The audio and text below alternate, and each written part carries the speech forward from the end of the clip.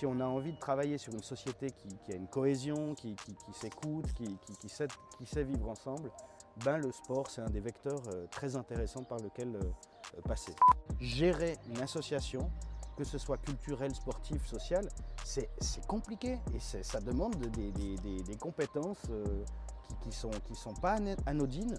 Il y a toujours des gosses qui sont là avec leur trottinette, avec leur vélo. Bien sûr, il y en a 2-3 qui sont un peu égratignés les genoux parce qu'il y a un peu de gravier autour. Ben oui, mais on sait tous égratigner les genoux un jour.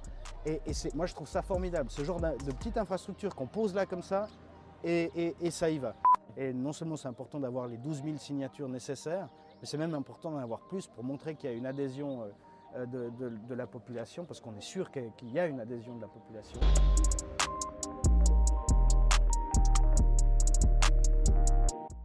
Ok, c'est parti, bienvenue dans ce nouveau podcast. Aujourd'hui, un podcast un petit peu spécial. On se retrouve au centre sportif de Collovray, ici à Nyon, où j'ai eu la chance de grandir. Toi aussi, hein, tu as grandi ici, Alex.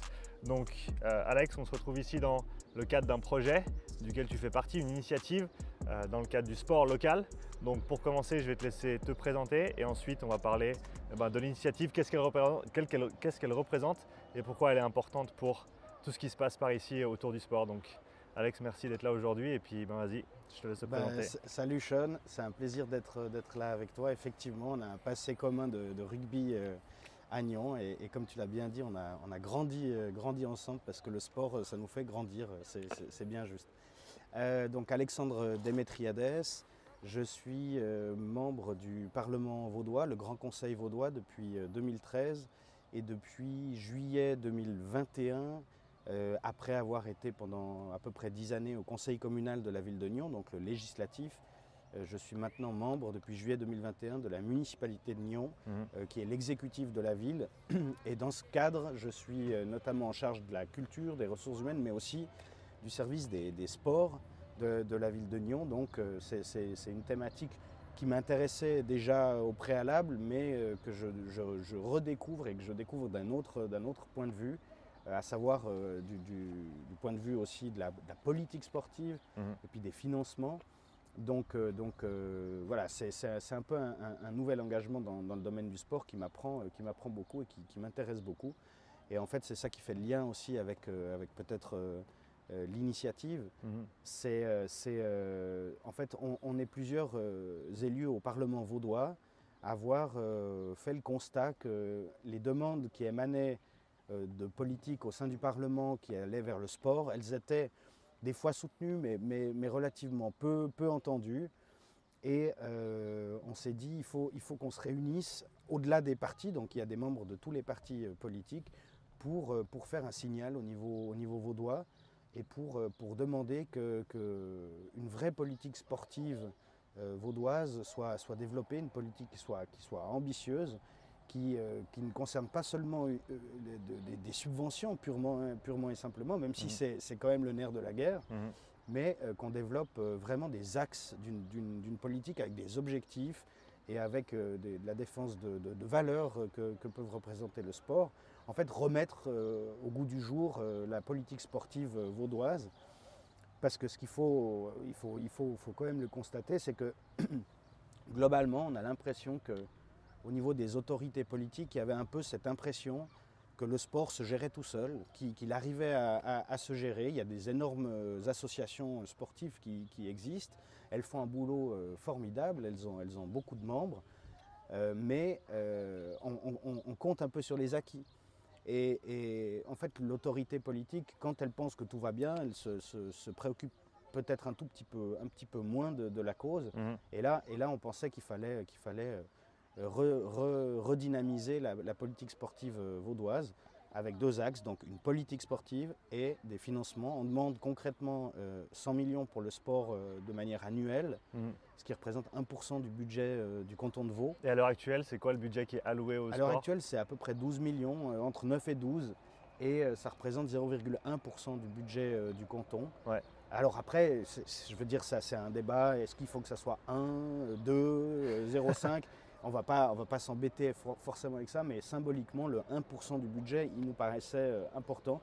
Et c'est d'ailleurs une initiative qui avait été faite à Neuchâtel qui allait dans ce sens. D'accord. Et c'est aussi pour ça qu'on a articulé ce chiffre de 100 millions, mais c'était aussi le but notamment de créer le débat. Et puis on pense que c'est important. Une petite comparaison avec le domaine de la culture, par exemple, c'est à peu près ce que représente le soutien du canton. D'accord. Pour plein de raisons différentes. Hein. Pourquoi il y a des choses qui sont faites par le canton ou les communes, c'est un grand débat. Mais globalement, on pense qu'il y a besoin d'argent, qu'à l'heure actuelle, la politique du sport repose d'une part sur les associations, mais aussi beaucoup sur les communes, et qu'elles n'ont pas assez de moyens. Il faut que le canton vienne en soutien de manière plus importante. Ouais. Voilà globalement l'historique de cette initiative. On la récolte jusqu'au 12 juillet. On doit récolter 12 000 signatures. Ouais. Jusqu'au 18 juillet, pardon. Et c'est difficile, hein. Il faut se mobiliser, donc c'est important d'en parler. On parlera des détails sur comment les gens peuvent soutenir cette initiative à la fin de notre échange. Pour commencer, on connaît l'importance du sport pour la santé et on en est d'autant plus conscient après les 2 années qu'on a passées à peut-être bouger un petit peu moins, sortir un petit peu moins, avoir moins d'accès justement à toutes ces infrastructures et au sport de manière générale. Est-ce que tu peux parler de l'importance du sport au niveau social? Parce que c'est une implication qui est importante à mon avis aussi et dont on ne parle pas nécessairement beaucoup. Donc de ton point de vue, quelle est l'importance du sport au niveau social, sociétal? Alors c'est clair que bon, tu l'as évoqué, on est parti de constat pour de lancer cette initiative, c'est de dire qu'à la base, le sport, il a énormément de bienfaits pour le bien-être en termes de santé psychique, physique, mais donc aussi de prévention, de réduction des coûts de la santé. C'est un autre débat qui est important, mais c'est pas anecdotique. Effectivement, on le dit aussi en termes de lien social. Mais en fait, parce qu'au travers du sport, alors quand il est aussi, ça peut être aussi, ça doit être aussi bien réfléchi hein, quand on fait le sport, et puis ça doit être un enjeu pour les associations sportives à mon sens. Mais quand on intègre un club de sport, on fait une pratique commune avec d'autres gens qui viennent potentiellement d'autres milieux, d'autres statuts socio-économiques. Il ne faut pas se leurrer, il y a des sports qui correspondent à des classes sociales. Globalement, il y en a qui sont vraiment des sports de niche, des sports plus populaires et des sports destinés à des publics plutôt riches. Il faut penser par exemple justement au rugby ou au tennis que j'ai pratiqué aussi. À la base, c'était destiné et puis pratiqué par des gens qui ont plutôt des moyens. Mais nous-mêmes, on l'a vécu au Rugby Club de Nyon. Au fur et à mesure, le rugby a réussi à aller chercher des gens d'autres classes sociales, notamment quand il y a eu la Coupe du Monde.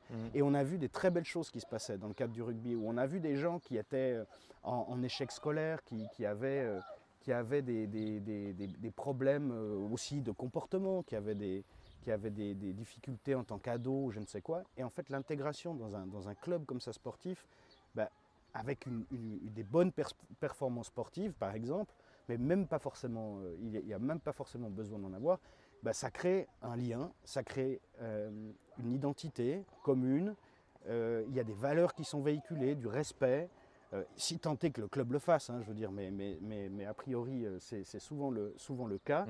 Et ça donne la sensation qu'on a un rôle, qu'on joue un rôle dans une équipe, enfin voilà, on peut donner du sens par la pratique du sport. Puis de manière globale, moi qui suis engagé en politique, souvent, que ce soit pour les activités culturelles ou autres, on essaye de se dire mais comment on arrive à aller toucher des gens qui ont peut-être moins de formation ou autre, pour les intéresser, pour leur transmettre des éléments importants. Comment on crée du lien avec des personnes qui a priori en ont pas trop avec la société. Et je trouve que le sport, c'est vraiment un vecteur par lequel les gens qui pratiquent le sport ont une attache avec une dimension de la société. Je pense que c'est vraiment très important. Là, je parle de l'intégration sociale des gens, mais on peut aussi parler de personnes qui sont en situation de handicap. On peut parler de l'enjeu qui est crucial à l'heure actuelle, c'est aussi des femmes qui sont encore passablement minorisées, en tout cas en termes de valorisation du sport. Après, ça dépend les domaines sportifs. Mais par exemple, on voit quelques clubs de sport féminin qui commencent vraiment à aller en avant et puis qui commencent à être soutenus, qui commencent à être médiatisés. bah ça, c'est un super exemple qui est fait. C'est un super exemple pour, déjà pour celles et ceux qui vivent ça, mais aussi pour l'image que ça renvoie.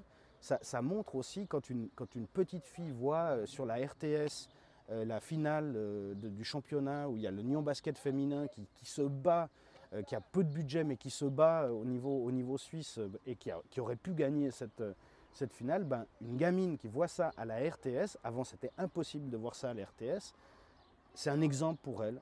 Donc c'est aussi en tant que femme quelque chose d'important au niveau social. Donc c'est du lien social, mais c'est aussi une image sociale. Voilà tout ce que charrie le sport. Et donc c'est notamment dans ce sens qu'on défend cette initiative en disant que si on a envie de travailler sur une société qui a une cohésion, qui s'écoute, qui sait vivre ensemble, le sport c'est un des vecteurs très intéressants par lequel passer.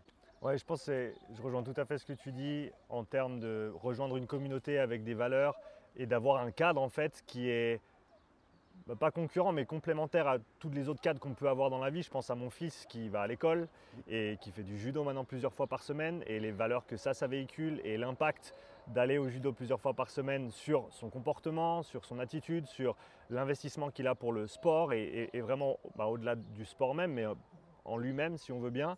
Et donc comme tu le dis, ça rajoute une dimension qui est très très intéressante et qui peut faire des liens là où peut-être il n'y en a pas forcément de prime abord, quoi.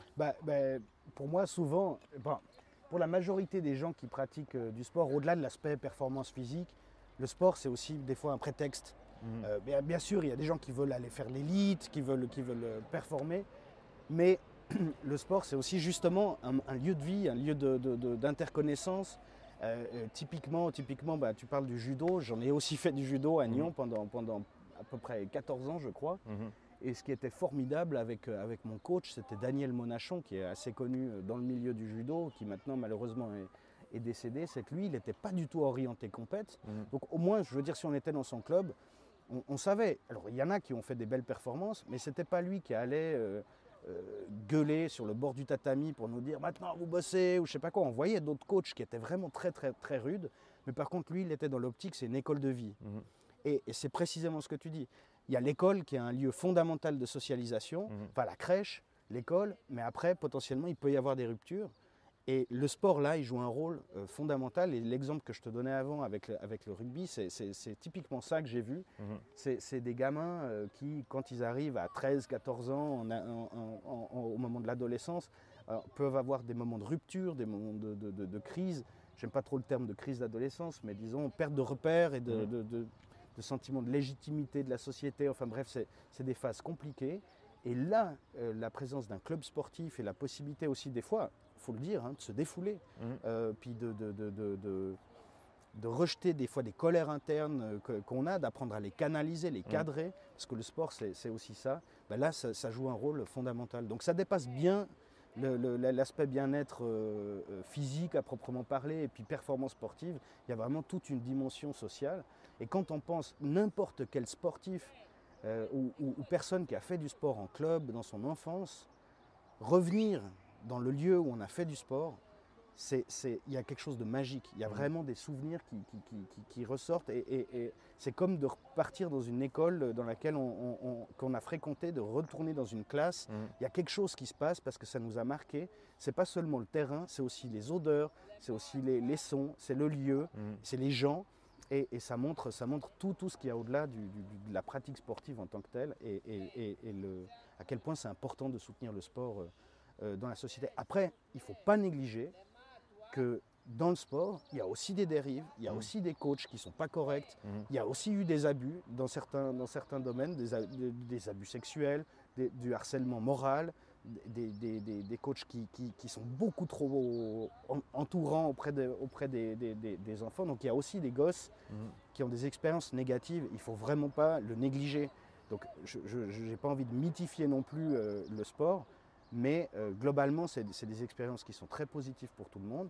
Et puis cette question des abus, du harcèlement ou du racisme, de l'homophobie qui ont pu être vécus par des enfants, nous c'est un des thèmes qu'on a envie d'adresser par cette initiative en disant que le sport c'est des valeurs aussi et que le canton doit jouer un rôle dans la défense de ces valeurs du sport, de lutte contre l'homophobie, lutte contre le racisme, lutte contre le dopage, ça c'est un autre sujet peut-être plus pour le sport élite, et encore, et puis lutte contre l'ensemble des discriminations et des abus, ça c'est important, pour que le sport reste ce havre qui fait du bien aux gens qui le pratiquent. Ouais, que ce soit un environnement positif, Voilà. peu importe d'où tu viens, qui tu es et Exact. qu'est-ce que tu souhaites faire avec soit ta pratique sportive ou dans la vie en général.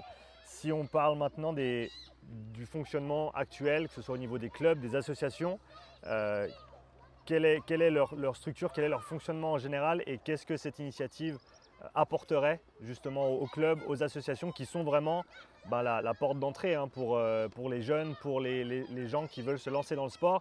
Tu ne vas pas nécessairement aller à la ville, tu vas aller voir un club sportif. Et donc, voilà, comment est-ce que ces clubs fonctionnent à l'heure actuelle et qu'est-ce que ça pourrait leur apporter qu'on les soutienne un petit peu plus? En très résumé et puis de manière caricaturale, parce que de nouveau, quand on parle du sport, il y a des domaines qui sont hyper professionnalisés, d'autres pas du tout. Mais globalement, le portrait du sport vaudois, c'est le bénévolat. C'est des structures qui reposent sur un engagement immense de bénévoles dans les clubs, même dans la formation des jeunes, dans les coachs, les choses comme ça. Et puis sans parler des comités, parce que c'est des structures. Je veux dire, dans le sport, il y a des associations qui ont des petits budgets annuels ou je ne sais quoi, mais il y en a qui charrient des millions. Il y en a qui charrient à cause du nombre de membres qu'il y a, où ça dépasse le million. Et il y a des gens qui gèrent ça bénévolement.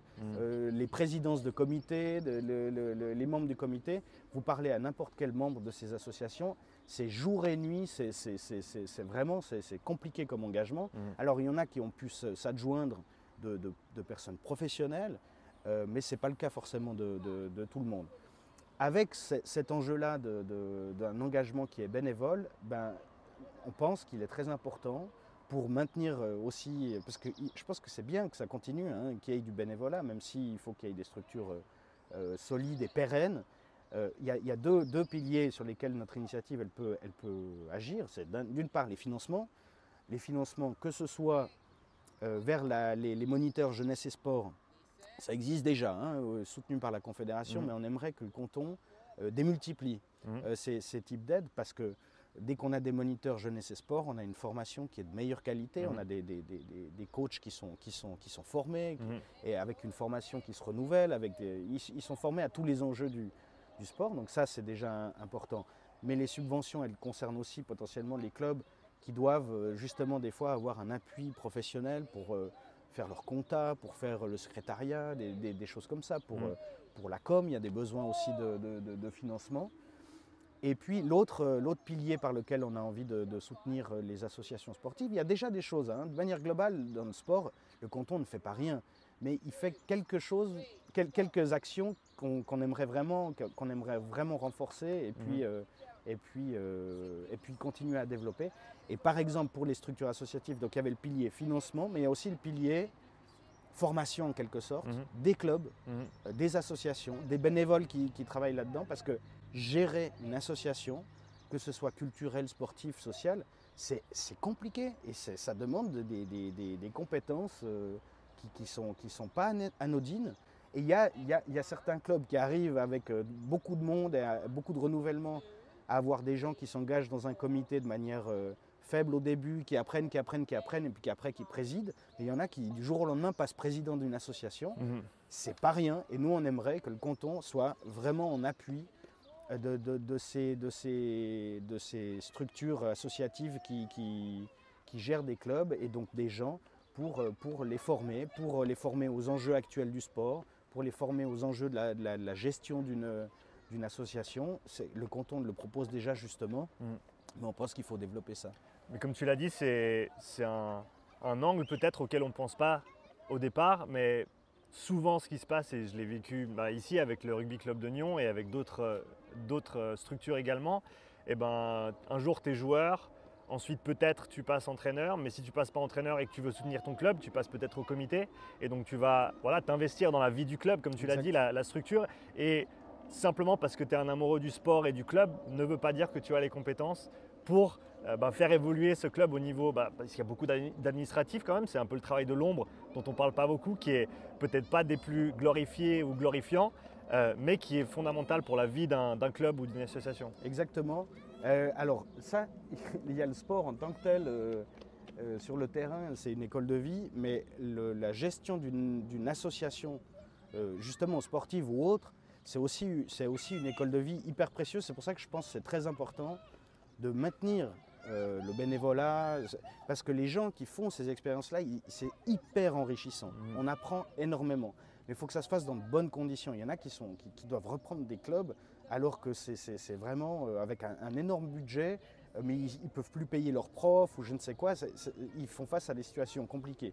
Mais si ça se passe bien, ce moment où on arrive dans un comité, éventuellement on finit à une présidence, c'est quelque chose qui est d'un enrichissement phénoménal.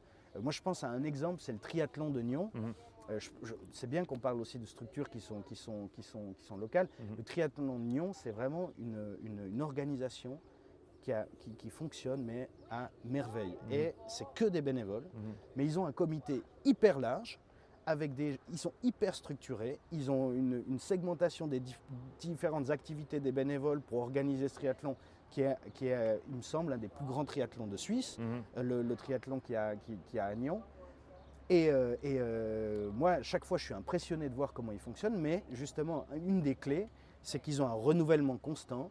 Ils ont des gens qui passent plusieurs échelons à l'interne de l'association et ils apprennent. Et puis après, dès qu'ils arrivent à une fonction plus importante, ils ont déjà vu comment ça fonctionnait. Et puis, quand il y a le président qui est là, il a du soutien derrière aussi. Donc voilà, c'est hyper important. Et tout ce dont on est en train de parler, c'est des choses qui sont faites de manière bénévole, avec par ailleurs toutes les obligations de la vie de tous les jours. Et puis les petits problèmes qu'on a dans nos vies de tous les jours. Ouais. Donc on voit bien que c'est quand même une tâche qui est énorme, qui est souvent ingrate, parce que il faut aussi aller des fois s'engueuler avec les autorités d'une ville, avec d'autres clubs, demander constamment de pouvoir avoir des terrains, d'avoir des heures supplémentaires dans des salles ou des choses comme ça. C'est beaucoup de travail ingrat et ça doit être valorisé. Ça doit être, c'est déjà valorisé, mais il faut que ça soit davantage valorisé. Et les clés de la valorisation, c'est notamment des petites formations qui peuvent être faites, voilà, un soutien qui peut être apporté de la part des autorités. Voilà. Est-ce que c'est quelque chose qui existe déjà à l'heure actuelle ou c'est quelque chose qui doit être développé encore, ces formations pour la gestion justement des organisations sportives? Oui, il y a une démarche qui a été mise en place par le canton. J'ai pas envie de dire d'erreur, mais je pense que ça doit faire peut-être 3 ans ou quelque chose comme ça. D'accord. Où en fait c'est des journées de formation à destination des bénévoles qui gèrent les associations sportives. Ça c'est quand même de manière générale, par exemple dans le canton de Vaud, et puis même ailleurs, la question du bénévolat et comment soigner le bénévolat et comment faire que le bénévolat soit une expérience où on apprend vraiment des choses, ça c'est une question qui émerge ces dernières années.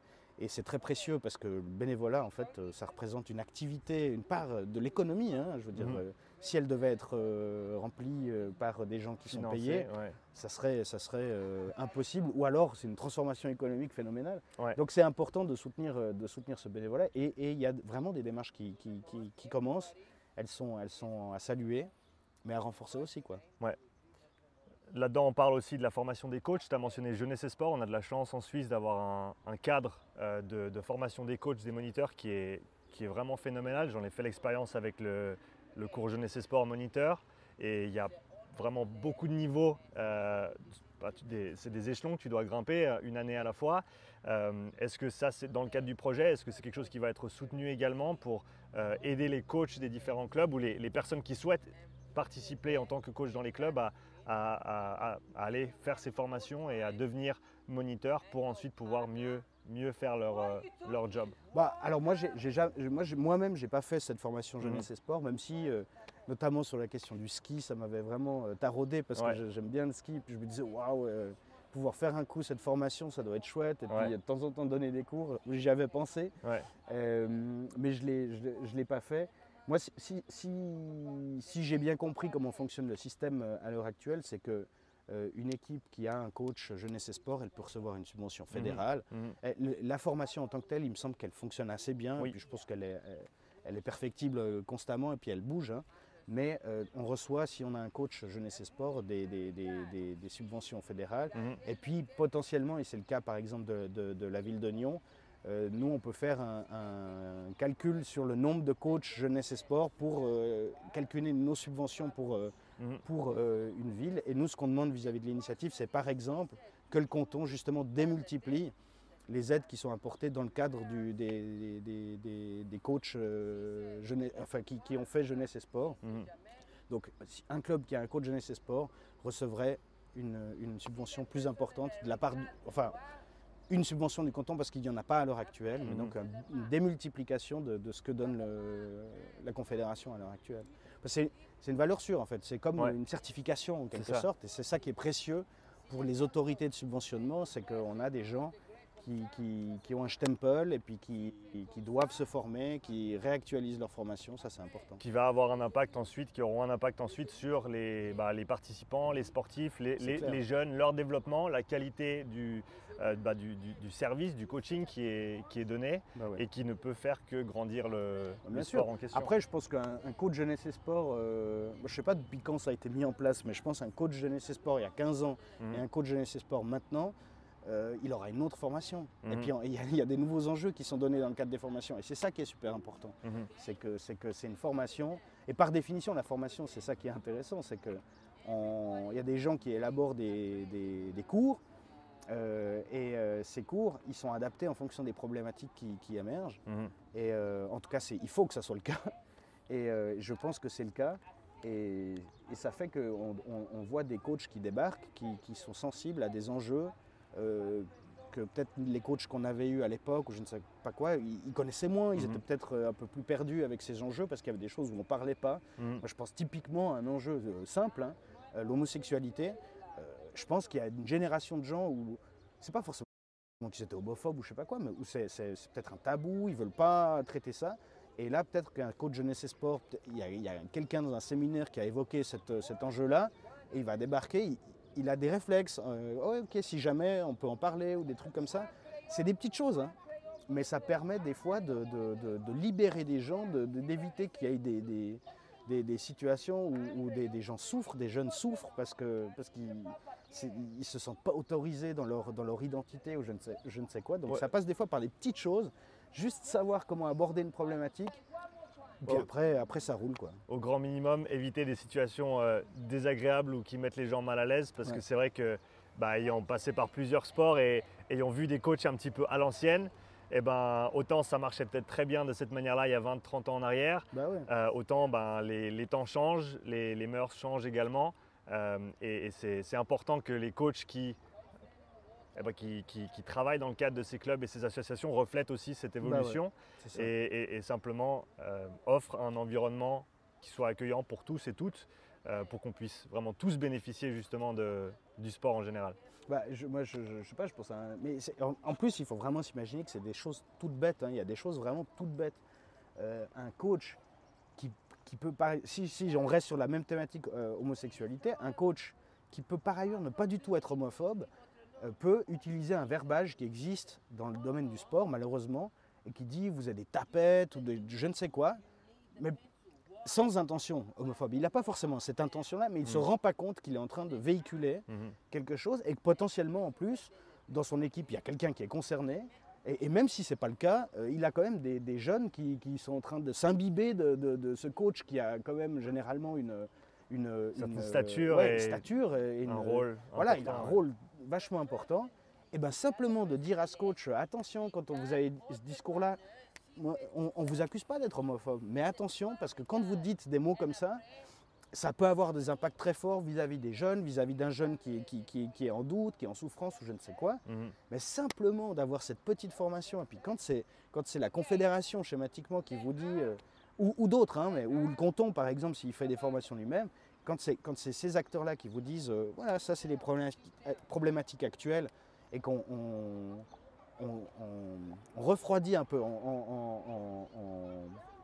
comment dire, on enlève tout l'aspect émotif de ce débat et puis qu'on dit non, c'est juste un enjeu de formation, comment vous gérez vos jeunes, de faire passer ces messages-là, c'est vachement précieux. Et ça a des conséquences ultra concrètes pour des jeunes. Parce que si dans une équipe, il y a un accueil d'une personne, enfin une personne tout d'un coup dit voilà, moi je veux vous dire, je suis homosexuel, et que l'équipe, elle arrive et puis elle dit on te soutient, c'est super, mais c'est tellement précieux, quoi. C'est tellement important. Là où il n'y a pas si longtemps que ça, la personne aurait eu peut-être peur de le mentionner. Parlons de grandes stars du rugby en Irlande ou au Pays de Galles. Je me souviens, le premier qui avait vraiment... Ça avait fait un monstre débat. Et c'était admirable, hein. Il y a des pionniers qui ont osé dire, voilà, moi je vous dis mon homosexualité. Et en très peu de temps, ça bouge. Quand il y a justement des acteurs du sport, par exemple, qui commencent à parler, c'est vachement important parce que ça dédramatise des sujets, ça enlève des tabous parce que les gens n'osent pas en parler. Et moi, je pense que cette question, c'est pas, notre initiative, elle ne concerne pas que ça, mais pour moi, c'est vraiment une question qui est importante dans le domaine du sport. Et je suis très content que notre initiative prenne le sport dans son ensemble, justement qu'elle parle aussi de ces enjeux-là. Et c'est très joli d'avoir une alliance de tous les partis et puis de personnes qui viennent aussi de la société civile, qui se réunissent autour d'une vision telle que celle-là du sport. Commune et qu'on tire tous dans le même sens pour une fois. Très joli, vraiment. S'il y a une chose qui peut tous nous unir, ça doit être le sport. Par exemple, là, moi je trouve la culture et le sport, c'est deux vecteurs très importants de cohésion. Et le sport, moi je pense que c'est vraiment une de ses plus grandes forces, de nous réunir, de faire de la cohésion par-delà, autour d'une cause, quoi. Voilà. On a parlé du rôle des clubs, des associations. Est-ce qu'on peut parler un petit peu du niveau supérieur, donc au niveau des communes? C'est peut-être une perspective que peu de gens ont, qui se trouvent dans le milieu sportif. Est-ce que tu peux nous parler un petit peu de comment ça se passe au niveau communal, dans le cadre du sport? Et encore une fois, qu'est-ce que cette initiative va pouvoir apporter à ce niveau-là, au niveau de la gestion c'est une des dimensions importantes de notre initiative, c'est que, par exemple, la question, disons, nerf de la guerre du sport, au-delà des valeurs, au-delà des axes de développement dont on a un peu parlé, c'est l'argent et les infrastructures. Sans ça, on ne fait pas grand-chose. Bien sûr, on peut aller courir sans argent et puis sans piste. Mais globalement, dans le sport, l'argent et les infrastructures, c'est très important. Et les villes, les communes, elles jouent un rôle vachement important dans le canton de Vaud, comparé au canton. Il y a des domaines où c'est vraiment le canton qui est le plus actif, mais dans le domaine du sport, les communes, elles sont vraiment au premier plan. Je donne un exemple, la ville de Nyon, on a à peu près 4 millions de budget pour le sport, le canton 12 millions. La ville de Nyon, on a 22 000 habitants, le canton, il en a 800 000. Vous voyez un peu l'enjeu. C'est pour ça aussi qu'on dit qu'il doit avoir un soutien plus important au niveau... On réunit Lausanne, Yverdon et Nyon, on a un budget plus important que le canton. D'accord. Donc voilà, j'ai bien dit qu'il y a des raisons historiques à ça. Ça s'est développé comme ça, c'est pas une critique vis-à-vis du canton, mais ça montre que maintenant il faut jouer un rôle plus important. Donc en gros, pour une commune, comment ça se passe? Il y a deux axes. C'est d'une part soutenir les clubs sportifs par des subventions et d'autre part par des infrastructures.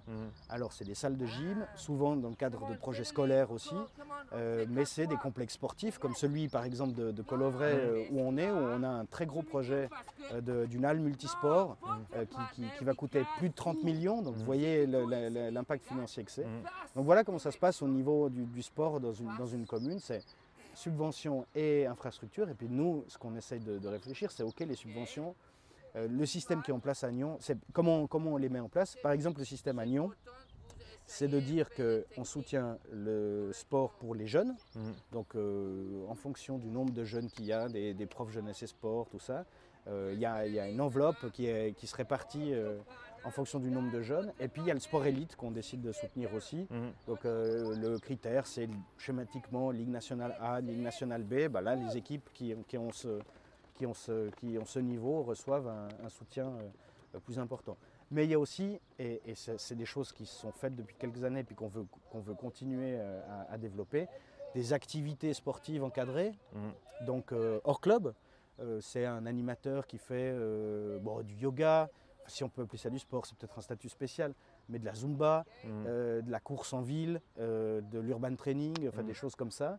C'est quelques infrastructures ouvertes aussi, par exemple justement le street workout, un petit terrain de basket, foot ou je ne sais quoi, des tables de ping-pong dans la ville. Voilà, c'est ce genre de petits aménagements qui peuvent être utiles. Donc voilà, il y a vraiment plusieurs axes de soutien au sport. Nous, l'objectif à l'heure actuelle de la ville de Nyon, c'est de créer une politique du sport, vraiment pour faire le constat de ce qu'il y a et de montrer les axes de développement. Donc ça, c'est quelque chose qui est un peu en cours. Il y a d'autres villes qui l'ont déjà fait, Lausanne, Yverdon par exemple. Et c'est aussi se donner des objectifs, des directions où on va. Ça ne veut pas dire qu'il n'y a rien qui est fait du tout, c'est juste qu'on veut se structurer. Et puis voir aussi comment on veut, il y a le sport et comme je disais avant, il y a d'autres enjeux du sport. Il y a pour mettre dans l'enjeu du sport la question du sport féminin, du sport pour les personnes en situation de handicap ou des choses comme ça. Comment on l'insère dans le cadre de la politique sportive et comment on l'insère de manière transversale. Parce que tu sais sans doute qu'il y a un débat aussi sur si on fait le calcul des dépenses des communes et des autorités pour les infrastructures sportives et on fait le calcul de ce qui est investi pour des sports pratiqués par des hommes ou des femmes, franchement ça fait peur. C'est vraiment massif pour les sports pratiqués par les hommes. Donc ça ne veut pas dire qu'il faut faire un basculement, ça ne veut pas dire qu'il faut développer des sports que pratiqués par les femmes. Mais ça veut dire qu'on doit avoir ça en tête, qu'on doit avoir en tête que c'est important que le foot, on soutienne le foot féminin. Enfin, ouais, le but, c'est d'avoir tous ces enjeux en tête et de structurer une politique là-dessus. Dans les infrastructures que j'évoquais, il y a aussi, par exemple, d'avoir des salles de sport qui normalement sont pour les clubs ou je ne sais quoi, mais qu'on réserve à certaines heures en sport libre, où les gens qui veulent aller, ils vont faire du sport. Ça marche super bien. Voilà. Ouais, c'est comme tu le dis, et je trouve super qu'on voit déjà à Nyon des petites infrastructures qui se développent. Par exemple, tu as parlé de street workout. Je sais que près de chez maman, il y a une petite zone qui a été développée il y a 2-3 ans, je crois. Ouais. Et souvent, tu vois des jeunes qui y sont, qui s'entraînent. Et c'est ouvert, tu n'as pas besoin de payer un abonnement, c'est simplement libre d'accès. Est-ce qu'il y a d'autres infrastructures de la sorte qui te viennent à l'esprit, que tu aimerais voir un petit peu plus dans la ville de Nyon? Alors, typiquement, juste le street workout, nous, ça nous pose aussi des questions parce qu'effectivement, les gens y vont, mais c'est surtout des gars. C'est ce qu'on voit, il y a beaucoup de garçons qui vont les utiliser et surtout beaucoup aussi de gens qui sont plutôt en bonne forme physique, qui osent aller faire.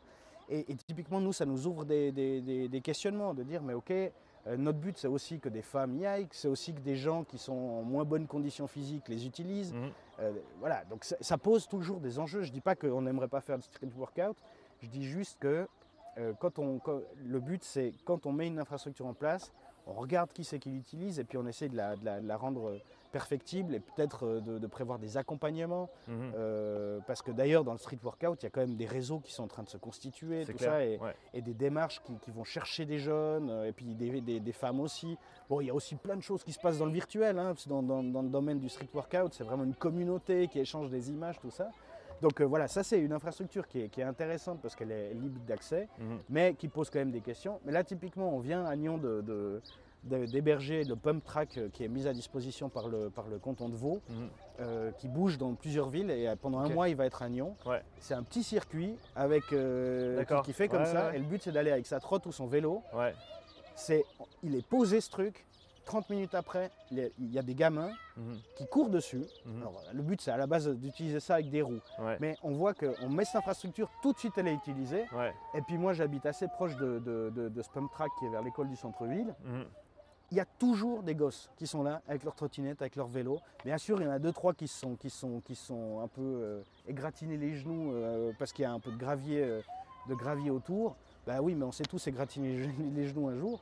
Et moi, je trouve ça formidable, ce genre de petite infrastructure qu'on pose là comme ça, et ça y va. Alors, il y a un skatepark qu'on aimerait construire, qui est un peu dans cet état d'esprit aussi, mais ça, on va le construire autour de Colovray. Il y a vraiment un chouette skatepark qui va être mis en place. Ça, je me rappelle, c'était un des enjeux quand moi j'étais jeune, quand je faisais du roller. Et on s'est battu, c'est un grand mot, je pense pas que j'étais assez mature à ce stade-là pour vraiment aller à la ville, parler aux personnes en question, etc. Mais je me rappelle qu'on avait une petite rampe près au Planta, Ouais, exactement. Et c'est vraiment tout ce qu'on avait en fait. Et Pour les gens qui ne connaissent pas les Plantas, c'est la gare avant d'aller à Paléo. Exactement. Ça, je pense que les gens connaissent. Exactement, à côté du parc des Mangettes. Ouais. Et donc on avait notre petite rampe là-bas. Et voilà, maintenant il y a un petit peu plus de structure ici en bas à Colovray. Mais comme tu as dit, il y a peut-être quelque chose de plus grand qui va se faire dans le cadre du. On a un centre. vrai skatepark qui va se faire. Nous, on va déposer ce projet probablement vers l'automne. Ouais. Peut-être qu'on en reparlera. Mhm. Mais oui, il y a un vrai skatepark qui va être fait. Et là, justement, pareil, infrastructure ouverte, Mhm. hyper pratiquée par les hommes. Ouais. Mais on sait que ce Nyon Région Skateboard Association qui s'est structuré et qui a même des perspectives plus loin parce que ça devient un sport olympique, Ouais. donc c'est vraiment intéressant. On sait qu'eux, ils sont conscients de ça, qu'ils aimeraient aussi renforcer le skate pour les filles. Et on connaît le truc, c'est que dès qu'il y a des stars qui vont émerger dans le domaine du skate féminin, voilà, les petites vont vouloir s'y intéresser. Et donc nous, on aimerait bien aussi soutenir ce genre d'initiative. Donc voilà, il y a le street workout, il y a le skatepark. Après, il y a des parcours qu'on peut faire un peu dans la ville. Et puis voilà, on réfléchit à ce genre d'infrastructure libre d'accès comme ça. Les tables de ping-pong, c'est super, quoi. Franchement, les gens adorent. Et puis c'est familial, c'est facile à mettre en place, c'est pas, Voilà, pas trop de maintien. C'est ça.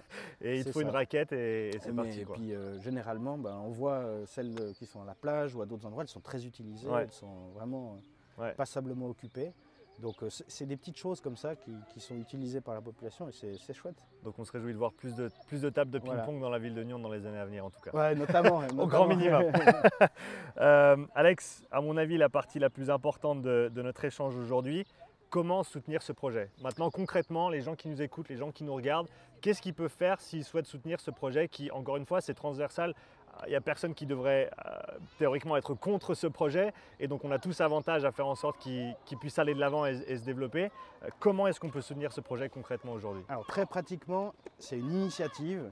Donc pour qu'après il y ait un vote de la population et c'est une initiative qui peut que être signée par des gens qui ont la nationalité suisse et qui habitent dans le canton de Vaud. D'accord. Il y a des feuilles de signature qui sont disponibles sur le site vivelesport.ch où vous la trouvez vraiment facilement. C'est une initiative, donc il y a un délai de récolte. Le délai a commencé le 18 mars et il finit le 18 juillet. C'est très important de signer maintenant et puis d'envoyer. Il y a une adresse qui est indiquée sur le site, sur la feuille d'initiative, une adresse d'envoi.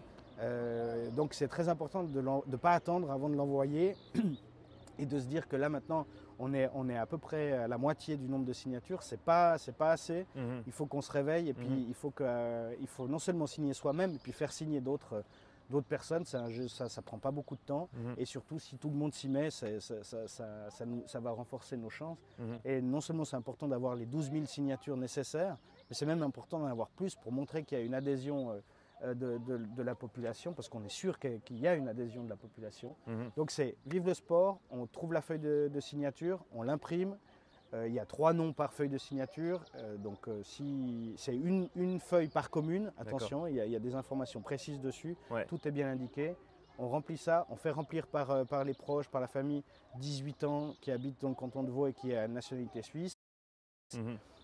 Donc une feuille par commune, donc les on clubs met ça dans une enveloppe et on envoie à Sport Vaud, en fait il y a l'adresse qui est indiquée. D'accord, donc les clubs de sport par exemple peuvent imprimer ces feuilles, Oui. les faire remplir par leurs participants qui, encore une fois, sont je pense qu'ils sont tous au courant qu'il y a cette initiative parce on passe aussi par Sport Vaud qui a donné ça aux associations cantonales qui eux ont relayé normalement au club. Donc voilà, normalement ils ont des feuilles de signature, ils ont l'information. Mais si jamais vous voulez aller tout de suite et puis imprimer vous-même vos feuilles, vous allez sur le site vivelesport.ch, téléchargez la feuille, plusieurs fois les feuilles. Et idéalement plusieurs fois. Vous les imprimez, vous les remplissez, une par commune, et après vous envoyez ça à l'adresse sans attendre le 18 juillet, parce que le 18 juillet c'est la date butoir où on doit déposer les signatures. Donc il faut le faire maintenant. Et souvent il y a des signatures qui sont malheureusement pas valables parce que quelqu'un n'a pas la nationalité ou autre. Et donc nous, on doit aussi contrôler les choses, donc il faut vraiment le faire maintenant et envoyer tout de suite. Ok, donc les liens sont tous dans la description du podcast pour ceux qui sont intéressés. Donc allez imprimer une feuille, allez remplir la feuille, faites-la signer par les gens autour de vous pour soutenir cette initiative. Maintenant, on a quelques minutes pour terminer, Alex. Je veux parler un petit peu de l'avenir du sport nyonnais.